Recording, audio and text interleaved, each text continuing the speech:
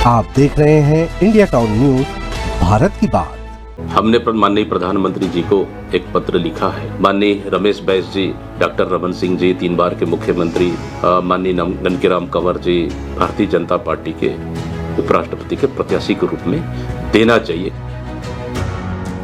नमस्कार, स्वागत है आपका इंडिया टाउन न्यूज में। मैं हूं आपके साथ संजना कुशवाहा।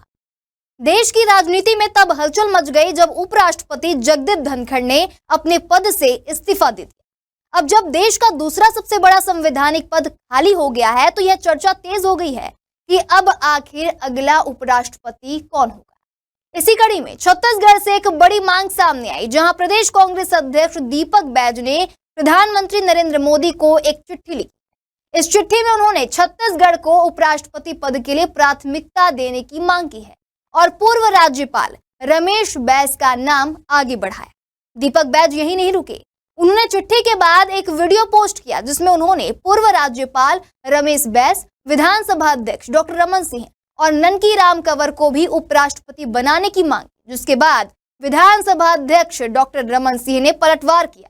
अब उन्होंने पलटवार करते हुए क्या कुछ कहा है, देखिए हमारे इस खास रिपोर्ट में।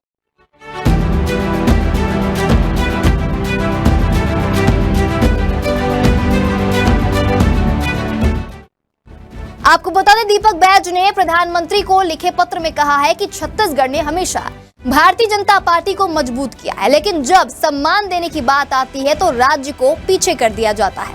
उन्होंने बताया कि 2000 में राज्य बनने के बाद से छत्तीसगढ़ ने हर लोकसभा चुनाव में बीजेपी को भारी समर्थन दिया है। 2014 में जब मोदी सरकार बनी तब छत्तीसगढ़ ने 11 में से 10 सीटें बीजेपी को दी।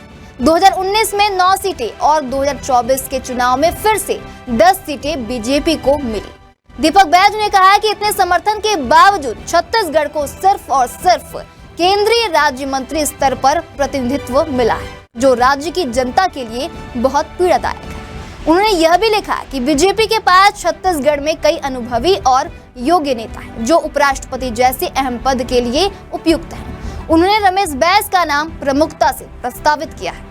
तो वहीं दीपक बैज ने एक्स पर एक वीडियो साझा कर इस मांग को सार्वजनिक किया है। इस वीडियो में उन्होंने सिर्फ रमेश बैस का नहीं बल्कि छत्तीसगढ़ के 2 अन्य भाजपा नेताओं रमन सिंह और ननकीराम कंवर का भी जिक्र किया है और उन्होंने कहा है कि ये सभी नेता ऐसे हैं जो उपराष्ट्रपति जैसे संवैधानिक पद की गरिमा को निभा सकते हैं। हमने माननीय प्रधानमंत्री जी को एक पत्र लिखा है कि अभी उपराष्ट्रपति का पद खाली है और छत्तीसगढ़ से किसी भारतीय जनता पार्टी के वरिष्ठ नेताओं को प्रत्याशी बनाना चाहिए। तो इस तरह से हमारे पास छत्तीसगढ़ में जैसे देखें कि माननीय रमेश बैस जी 7 बार के सांसद, 3 राज्य के राज्यपाल और माननीय डॉक्टर रमन सिंह जी 3 बार के मुख्यमंत्री, छत्तीसगढ़ के वरिष्ठ नेता, अभी विधानसभा के अध्यक्ष हैं। इसके साथ माननीय ननकीराम कंवर जी, माननीय धर्मलाल कौशिक जी, इस तरह से कई वरिष्ठ नाम ऐसे हैं जहां छत्तीसगढ़ में भारतीय जनता पार्टी की ओर से एक उपराष्ट्रपति के प्रत्याशी हो सकते हैं। तो इसलिए हमने मांग किया है कि छत्तीसगढ़ का एक प्रतिनिधित्व भारतीय जनता पार्टी को एक भारतीय जनता पार्टी के उपराष्ट्रपति के प्रत्याशी के रूप में देना चाहिए, क्योंकि छत्तीसगढ़ में हमेशा भारतीय जनता पार्टी का ज्यादा प्रतिनिधित्व मिला है। तो वहीं कांग्रेस नेता दीपक बैज की इस चिट्ठी पर विधानसभा अध्यक्ष रमन सिंह ने तीखी प्रतिक्रिया दी है, जहां उन्होंने कहा है कि दीपक बैज पहले अपनी पार्टी को संभाले, जिनका शुभचिंतक दीपक होता है उसका बंटाधार तय है। रमन सिंह ने कहा कि कांग्रेस खुद बिखराव के कगार पर है और दीपक बैज को अपनी पार्टी की चिंता पहले करनी चाहिए। रमन सिंह ने पूर्व मुख्यमंत्री भूपेश बघेल पर भी हमला बोला, जहां उन्होंने कहा कि भूपेश को मौका मिला तो राज्य की क्या हालत हो गई ये सबके सामने है। राज्य में भ्रष्टाचार फैल गया, पीएससी सिस्टम भी पूरी तरह भ्रष्ट हो गया। छत्तीसगढ़ के ओबीसी नेताओं के साथ राहुल गांधी की बैठक पर रमन सिंह ने तंज कसते हुए कहा कि राहुल गांधी आज भी चिर युवा है।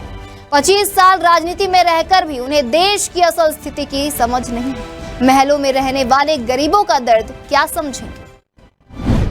अब जब उपराष्ट्रपति पद खाली है तो देश भर के दावेदारों के नाम सामने आ रहे, लेकिन छत्तीसगढ़ से उठी यह मांग एक राजनीतिक संदेश भी दे रही है कि राज्य को अब सिर्फ समर्थन देने वाला नहीं, सम्मान पाने वाला भी बनना है। देखना यह होगा कि केंद्र सरकार इस मांग को कितनी गंभीरता से लेती है और क्या रमेश बैस या किसी अन्य छत्तीसगढ़ी नेता को उपराष्ट्रपति पद की दौड़ में जगह मिलती है या फिर नहीं। अब छत्तीसगढ़ से कोई उपराष्ट्रपति बनता है या फिर नहीं, ये तो देखने वाली बात होगी। हम आपको सारी अपडेट देते रहेंगे। देखते रहिए इंडिया टाउन न्यूज, भारत की बात।